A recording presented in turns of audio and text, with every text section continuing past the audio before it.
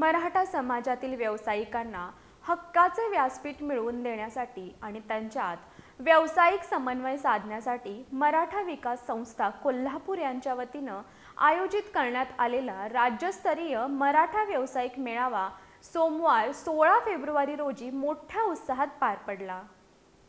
मेळाव्याची सुरुवात सकाळी 8 वाजता छत्रपती शिवाजी महाराजांच्या प्रतिमेचं पूजन करून करण्यात आली। या मेळाव्यासाठी मुंबई, पुणे, सांगली, सातारा, कराड आणि नाशिक यांसारख्या विविध शहरातून मराठा व्यावसायिक मोठ्या संख्येने उपस्थित होते। त्यानंतर कार्यक्रमात सर्व उपस्थित सदस्यांची व्यावसायिक ओळख करून देण्यात आली।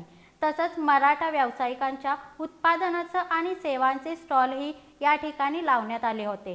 त्याला उपस्थितांनी उत्तम प्रतिसाद दिला। हा कार्यक्रम कोल्हापुरातील Shri Morya SC multipurpose hall, Bondre Nagar, Bhogam park इथं पार पडला। या यशस्वी आयोजनासाठी मराठा विकास संस्थेच्या कोल्हापूरमधील पदाधिकाऱ्यांनी विशेष परिश्रम घेतले।